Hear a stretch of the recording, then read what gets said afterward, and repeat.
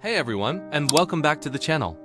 Today we're heading to Paris, not just to see the sights, but to uncover the incredible story behind one of its most iconic landmarks, the Arc de Triomphe. We've all seen it in pictures, movies, maybe even in person, standing majestically at the heart of the place Charles de Gaulle. But how did this colossal monument come to be?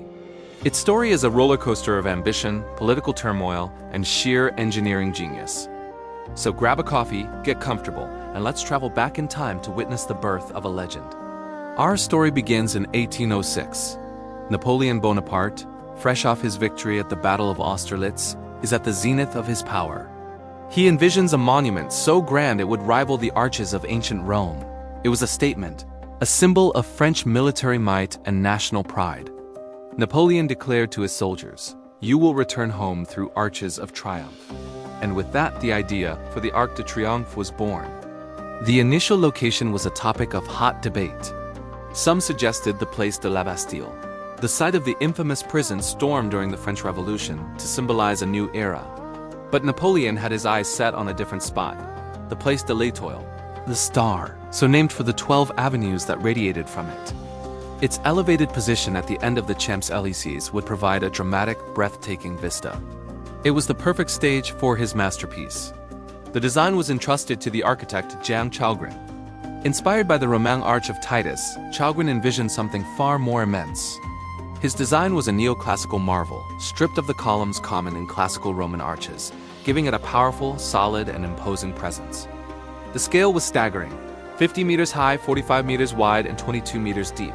This wasn't just an arch. It was a mountain of stone meant to last for eternity. On August 15, 1806, Napoleon's birthday, the first stone was laid. The project was officially underway. But building something this massive 2 centuries ago was no easy feat. The first challenge was laying the foundations. To support the immense weight of the arch, workers had to dig nearly 8 meters deep. This process alone took 2 full years. Imagine the sheer manpower required, digging with shovels and pickaxes, hauling away tons of earth. It was a monumental task before the first stone of the arch itself was even placed.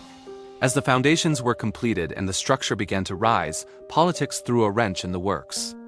By 1810, Napoleon's fortunes were beginning to turn. The Napoleonic Wars were draining France's resources, and construction on the arch slowed to a crawl. Then, in 1814, Napoleon abdicated. The monarchy was restored, and King Louis XVIII had little interest in completing a monument dedicated to his predecessor's glory. The project was halted completely. For years, the unfinished arch stood as a skeletal reminder of a bygone era, with its wooden scaffolding slowly rotting away. It seemed Napoleon's grand vision might never be realized. For over a decade, the Arc de Triomphe remained a forgotten project. But in 1823, a new king, Louis Philippe, came to power. He wanted to bridge the gap between the old monarchy, the revolution, and the Napoleonic era. He saw the unfinished arch not as a monument to one man, but as a symbol of French unity and a tribute to all who fought for France. He ordered that construction be resumed. The project was now led by a new architect, Louis-Robert Gaust, and later, Jean-Nicolas Hayat. They largely stuck to Chalgrin's original vision, but added a crucial element: the incredible sculptural friezes that adorned the arch as facades. This was a brilliant move. The arch would no longer just be an architectural feat. It would become a giant, open-air art gallery telling the story of France. This is where the Arc de Triomphe truly comes to life. 4 massive sculptural groups were commissioned for the base of the pillars, each depicting a key moment in French history. The most famous of these is François Rude's The Departure of the Volunteers of 1792. Also known as La Marseillaise. It's a dynamic, emotional masterpiece, showing the goddess of liberty leading the French people to defend the nation.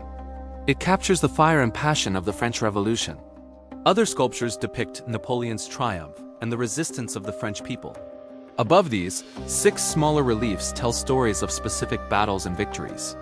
It's like a history book carved in stone. Think about the artists and stonemasons who brought these scenes to life. They were perched high up on scaffolding, meticulously carving every detail into the massive stone blocks. Each muscle on a soldier, each fold in a flag was painstakingly rendered. This wasn't just construction, it was artistry on a heroic scale. They were transforming a monument into a national epic. Finally, after 30 long years of starts and stops, political upheaval, and incredible craftsmanship, the Arc de Triomphe was completed in 1836. It was inaugurated on July 29, a testament to the resilience of the French spirit. The journey was long and arduous, far longer than Napoleon could have ever imagined. In a twist of fate, Napoleon himself never got to pass through his completed arch in victory. However, in 1840, his remains were brought back to Paris, and his funeral procession passed under the arch on its way to his final resting place at Les Invalides. In a way, his promise to his soldiers was fulfilled, even if posthumously. Since its completion, the Arc de Triomphe has stood as a silent witness to French history. It saw the Prussians march through after the Franco-Prussian War, and it saw the joyous liberation of Paris in 1944 when French and Allied troops paraded down the Champs-Élysées. It's the centerpiece for the annual Bastille Day military parade and the finish line for the Tour de France. Beneath the arch lies another important feature. Added in 1921, the tomb of the unknown soldier from World War I. An eternal flame burns here, rekindled every evening in a solemn ceremony.